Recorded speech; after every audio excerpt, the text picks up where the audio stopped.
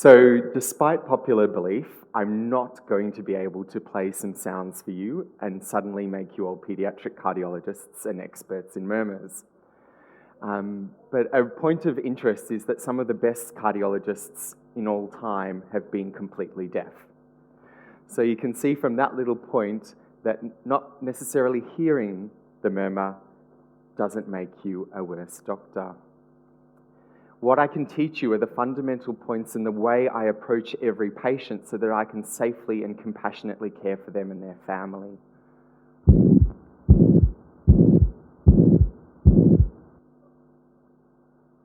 And at 3:30 a.m. in the emergency overnight, you get a seriously worrisome fright. That harsh sound whooshing through the chest. Try hide your concern. You say it's for the best. Is it innocent or is it the beginning of the end? Go back to the basics. They're your best friend. It's 3:30 a.m. in your emergency department. You're a junior resident. You have dreams of being a pediatrician. The questions run through your mind and your heart is racing at 200 beats per minute. Do you call your boss? Do you call the paediatric cardiologist on call? Do you organize an urgent outpatient echo all by yourself on your own shoulders? I have been on both sides of this coin, and I can tell you it is not easy. But what I can tell you is that the word murmur is extremely powerful. It has the power to change lives. It is just a word that you use every day. But to a child and to a family, it is a word that can mean life or death. I go into clinic multiple times a week, and whether the child is completely well or has had 6 cardiac surgeries, the parents will always say to me, I have a murmur too. They have picked this up from the stories their mothers have told them, and they will carry it for their entire life. It is like a tattoo on their back. They don't understand that the association between their child and their murmur are completely irrelevant, but they hold it in their heart. So the first and most important message I can share with you is that the way we explain things, the subtleties of what we say, have major lifelong implications. So be careful. I can tell you a little story that I share with patients. What car do you drive? What does your car engine sound like? What do other car engines sound like? They all sound different, but they all work the same. A murmur is an innocent sound created by vibrations in your heart that are transmitted through your chest wall, and I hear them. They do not necessarily mean that there is anything different or wrong with your child's heart. Your child's heart is working perfectly. That is what I need to leave with you today. A murmur is just a word. It is everything else that makes up that child's story that determines their future. Horton's distraught. His heart is fraught. Stress fills his mind. Luckily, he left his step behind. Numbers and statistics running through his head, but he stood still watching the child from the end of the bed. By 9 a.m., poor old Horton, more dead than alive, had picked, searched, listened to more than 9,005. So you have your 4-year-old patient in the emergency department. They got Panadol. They're now running laps around your ED, smiling and giggling and telling their mum how happy they are. Are you still concerned about that heart murmur? Because using your knowledge from medical school, you say, but I can still hear it when they stand up. And the standing up test is incredibly sensitive and specific. But still, every other aspect of that child's examination and history reassures you that they are perfectly well and healthy and at a low risk. So it's 6 a.m. and you call the paediatric cardiology fellow because it's an appropriate time for you to now wake them up. And I can tell you, I will do what your heart and mind are already doing for you. I will reassure you kindly and with a smile on my face and a joke that that child is fine, and we will see them non-urgently in 18 to 24 months.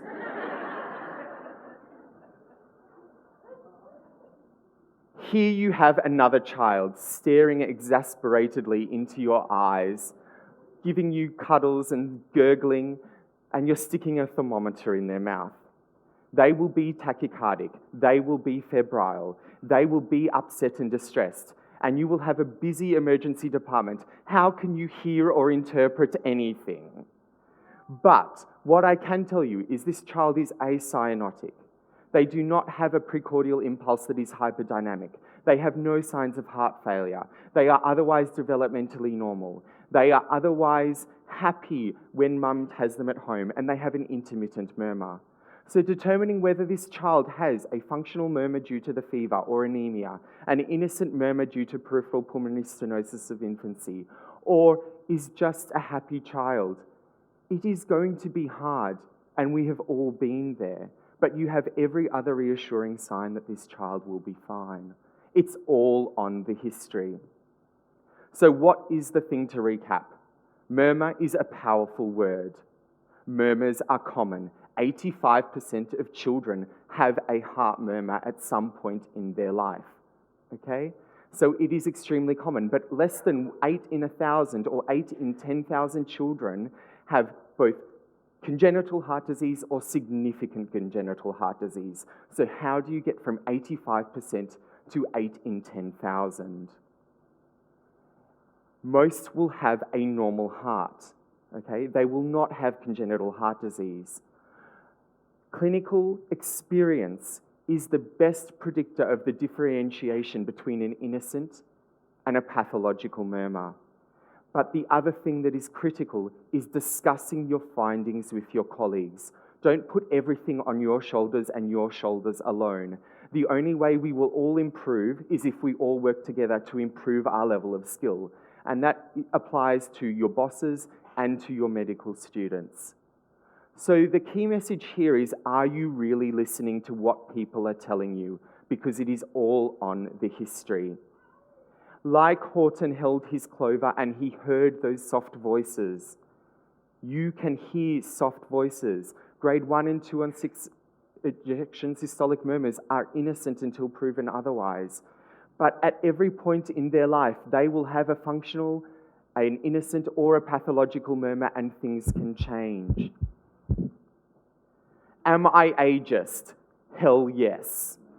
I am judgmental beyond concern when it comes to a child's age. If they are day 8 to day 10, if they are 4 to 6 weeks of age, if they are 4 to 6 months of age, 4 to 6 years of age, 14 to 16, I will treat you and your child differently. And that is because of statistics, epidemiology, and risk stratification.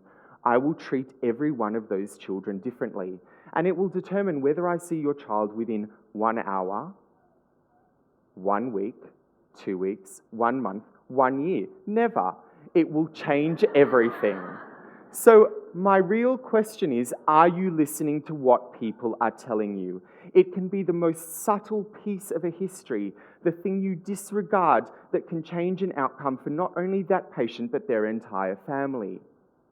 I bring you one of my favorite patients, a 10-year-old state soccer star. He came into the emergency department with a broken finger. Now, an extremely diligent junior resident asked a full systems review, and not only one way, but multiple ways. And what did they find? He had been dizzy at the end of his soccer matches recently. And one time, not telling anyone, last week he rode his bike, and then he can't remember anything, but he woke up on the sidewalk on some grass. He had sustained no injuries, so he then rode home. What is the piece of history that changed this child's life? The resident asked about dizziness and syncope, and didn't ask it one way but multiple ways, because we all have different words to express our experiences. Now, no one will understand the histology slide, I don't expect you to, but What you have is a child who not only was diagnosed with hypertrophic obstructive cardiomyopathy, but you have saved his entire family's lives. He was the index case.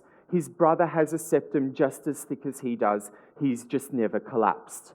The entire family is now on therapy. Everyone is getting clinical screening. They have had genetic testing, and you've saved not only his direct family, but all of his cousins as well, because they all carry the pathogenic mutation. His murmur was soft. I would have disregarded it myself. Here we have Kanga. Kanga was a 6-year-old boy from country Victoria. He was adorable. He had the most hilarious behaviours. His parents recounted them to me perfectly. He loved kangaroos. He would go through the farm paddocks and squat every 5 metres. He was pink. He had the most severe obstruction in his RVOT you could ever see in an otherwise well child. He had an intermittent murmur. It could have sounded innocent because there was so little flow through his right ventricular outflow tract. He had surgery the next week. His history hinged on his nickname of Kanga.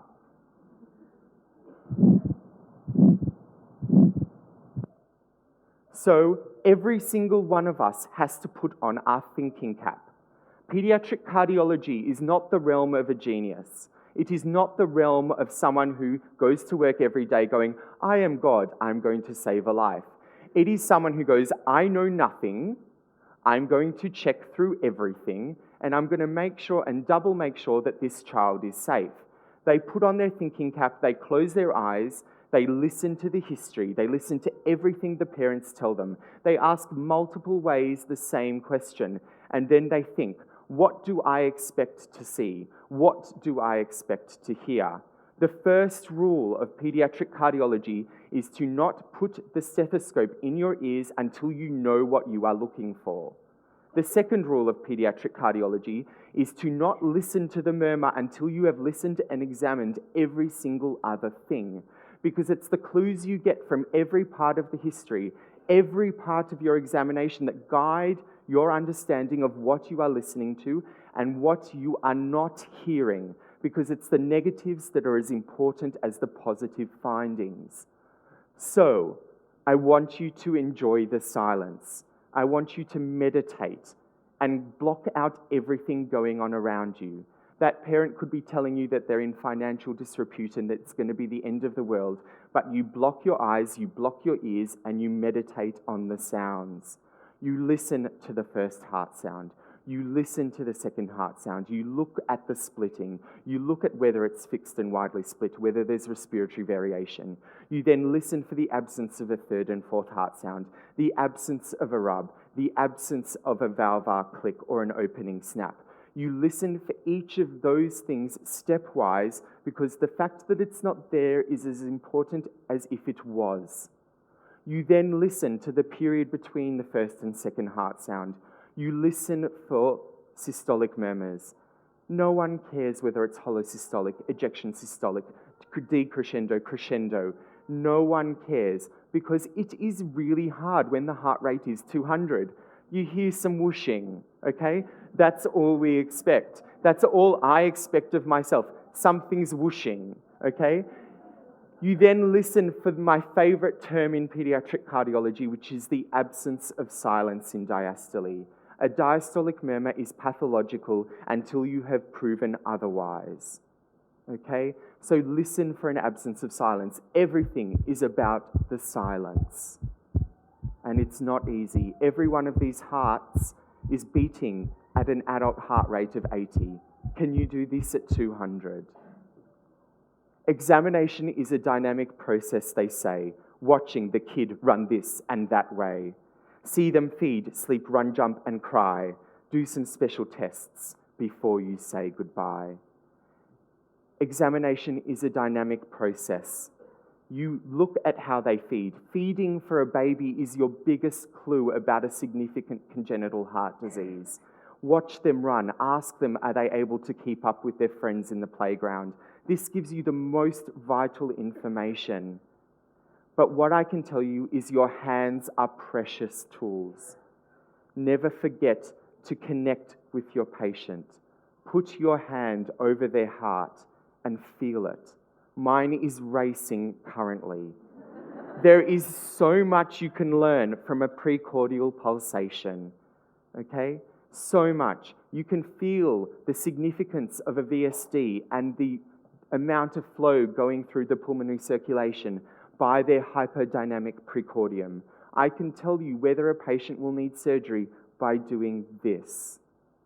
That is it. It creates a connection between you and your patient, you and their family. Never forget to put your hand on their chest. It is a vital tool. Feeling of the femoral pulses, feeling of the liver edge. We should be doing this not alone, but together every day on a ward round, because it's by looking, listening, and feeling each and every day that you feel the variation in that child, and you compare notes as a team, and you improve your level of skill.